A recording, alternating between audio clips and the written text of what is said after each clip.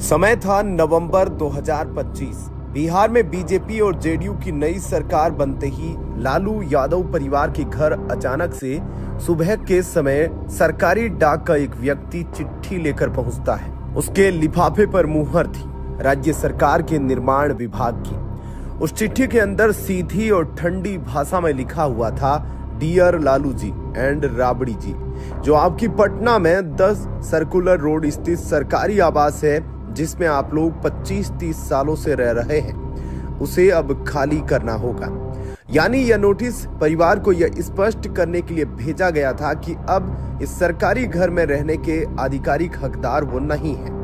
जब यह चिट्ठी आई तब लालू को लगा कि यह चिट्ठी ऐसे ही राजनीतिक धमकी है और कुछ दिनों में ही वो राजनीतिक दोस्ती और पावर का इस्तेमाल करके मामले को शांत करा लेंगे। लेकिन इसके बावजूद उस दिन 10 सर्कुलर रोड के उस बंगले में रह रहे स्टाफों और परिचितों के चेहरे पर खामोशी कुछ ज्यादा ही दिख रही थी। लालू यादव के लिए यह सिर्फ घर छोड़ने की बात नहीं थी, यह सवाल था, क्या इतने सालों की जिंदगी जहां से उनके छोटे बच्चे बड़े हुए थे, जहां से उनके बच्चों की शादी हुई, जो घर उन्हें आधिकारिक तौर पर हमेशा के लिए अलॉट कर दिया गया था, क्या एक सरकारी नोटिस से मिटाया जा सकता है? समर्थकों ने कहा यह बदले की राजनीति है, लेकिन बीजेपी वालों ने इसका जवाब दिया, कानून सबके लिए बराबर है और आपको हटना ही पड़ेगा। अब लड़ाई के बीच आगे क्या होता है तो लालू यादव का बस एक ही जवाब था कि कानून ने ही यह बंगला उन्हें अलॉट किया है, तो लालू यादव को भरोसा था कि यह बंगला उनके पास रहने दिया जाएगा। लेकिन आज इन सब पर क्या फैसला आया और क्या कुछ हो रहा है उसे विस्तार से बताता हूँ। सबसे पहले इस बंगले को देखिए। 28 वर्षों तक यह बंगला राष्ट्रीय जनता दल की राजनीति का केंद्र रहा। यहीं से फैसले होते थे, यहीं से विपक्षी दलों की मीटिंगें होती थी। राहुल गांधी, सोनिया गांधी से लेकर नीतीश कुमार तक अक्सर इस घर में आते जाते दिखते थे। यहीं से आंदोलन खड़े होते थे और यहीं से लालू प्रसाद यादव का राजनीतिक संसार चलता था। लेकिन अब अगर आप लालू यादव के समर्थक हैं तो आपके लिए एक बुरी खबर है कि अब बात सिर्फ नोटिस या चिट्ठी तक सीमित नहीं रही, बल्कि आवास से सामान हटाने की प्रक्रिया भी जमीनी स्तर पर शुरू हो चुकी है। 25 दिसंबर 2025 यानी क्रिसमस की रात जब शहर जश्न में डूबा था, उसी वक्त 10 सर्कुलर रोड के सरकारी बंगले में एक अलग ही हलचल दिखाई दे रही थी। एक के बाद एक कई पिकअप वाहन बंगले के भीतर दाखिल होने लगते हैं और फिर कुछ देर रुकने के बाद वे भारी सामान से लदे हुए बाहर निकलते नजर आते हुए दिखे। 25 दिसंबर के दिन रात के अंधेरे में छोटी गाड़ियों के जरिए पौधे, गमले और बगीचों से जुड़े सामानों को राबड़ी आवास से निकाला जा रहा था। इन दृश्यों की तस्वीरें और वीडियो बनाने के लिए कुछ गिने चुने मीडिया के लोग भी पीछे पड़ गए थे, जिनमें साफ दिख रहा है कि सामान को पहले गोला रोड स्थित गौशाला में पहुंचाया गया, फिर वहां से लालू परिवार की आपसी सलाह के बाद इसे आगे किसी अन्य स्थान पर भेजा जाएगा। अभी पूरी तरह से डिसाइड नहीं हुआ है कि लालू यादव और उनका परिवार कहां रहेगा। सूत्रों के मुताबिक यह पूरी कवायद अचानक हुई क्योंकि पिछले कई दिनों से आवास खाली करने का दबाव बनाया जा रहा था। तो एक ऐसा दृश्य था जो साफ बताता है कि 10 सर्कुलर रोड यानी राबड़ी आवास को लालू यादव अपने एड्रेस के रूप में बचा नहीं सके। और अफसोस इसलिए है क्योंकि यह घर उनके लिए ऐसा था जैसे शाहरुख खान के लिए उनका बंगला मन्नत है।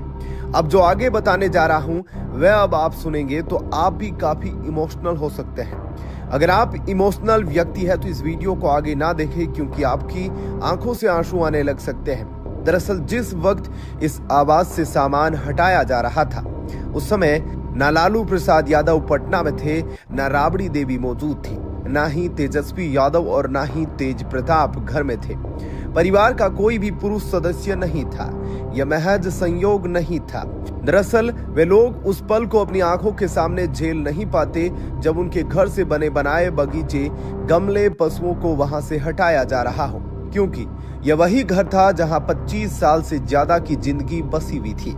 हंसी, संघर्ष, जीत, हार, बच्चों की पढ़ाई, बच्चों की शादी और अनगिनत यादें वहां पर छुपी हुई थी। अगर वे वहां होते तो शायद आंखें शांत न रह पाती और आंसू रोकना वाकई मुश्किल हो जाता। इसी वजह से परिवार के सभी सदस्य अलग अलग शहरों में चले गए थे। जानबूझकर, ताकि उस खाली होते घर को अपनी आंखों से देखना न पड़े। क्योंकि यह सिर्फ एक मकान खाली करना नहीं था, बल्कि एक पूरी जिंदगी की यादों को समेटना था। क्योंकि देखिए ना, इसी बंगले में तेजस्वी यादव और तेज प्रताप यादव 10वीं 12वीं तक पढ़ाई किए और बड़े हुए। यहीं से लालू यादव ने दोनों बेटों को राजनीति में उतारा। तेजस्वी और तेज प्रताप को डिप्टी सीएम और स्वास्थ्य मंत्री बनाया। इसी बंगले से लालू यादव ने बेटी मीसा भारती को सांसद बनाया। इसी बंगले से 2018 में तेज प्रताप यादव और तेजस्वी यादव की शादी हुई। इसी बंगले में लालू यादव दादा भी बने।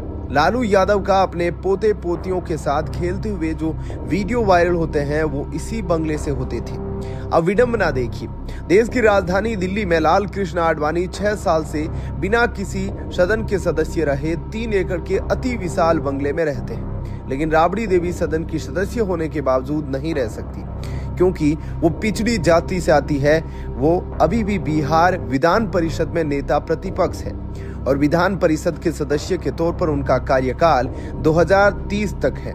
पूर्व मुख्यमंत्री भी रह चुकी है, बावजूद इसके उन्हें अपना बंगला छोड़ने पर मजबूर कर दिया गया। सरकार का कहना है कि 10 सर्कुलर रोड राबड़ी भवन एक सरकारी आवास है। यह सिर्फ वर्तमान पद पर रहने वाले पात्र व्यक्ति को ही मिल सकता है।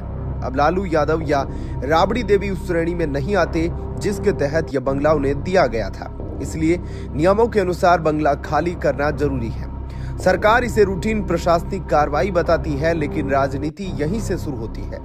अगर ये सिर्फ नियमों की बात होती तो सवाल नहीं उठते, लेकिन सवाल इसलिए उठ रहे हैं क्योंकि राबड़ी देवी आज भी बिहार विधान परिषद की सदस्य है। वे नेता प्रतिपक्ष भी रह चुकी है। उनका कार्यकाल अभी खत्म नहीं हुआ, फिर भी उन्हें यह बंगला छोड़ने पर मजबूर किया गया। वहीं दूसरी तरफ देश की राजधानी दिल्ली में कई नेता बिना पद के सालों से बड़े सरकारी बंगलों में रह रहे हैं। यही तुलना इस मुद्दे को राजनीतिक बना देती है। अब सवाल है, सरकारी नियमों के अनुसार 10 सर्कुलर रोड बिहार सरकार का सरकारी आवास है। ऐसे आवास केवल पद पर रहते हुए या तय पात्रता के आधार पर ही दिए जाते हैं। सरकार बदलने या पात्रता समाप्त होने पर नोटिस जारी कर आवास खाली करवाया जा सकता है। इसी नियम के तहत 25 नवंबर को बिहार भवन निर्माण विभाग ने राबड़ी देवी को लिखित नोटिस भेजा। नोटिस में वैकल्पिक आवास 39 होर्डिंग रोड का उल्लेख भी किया गया। इसलिए प्रक्रिया के स्तर पर इसे गैर कानूनी नहीं कहा जा सकता। लेकिन विवाद क्यों है, तो इसे समझिए।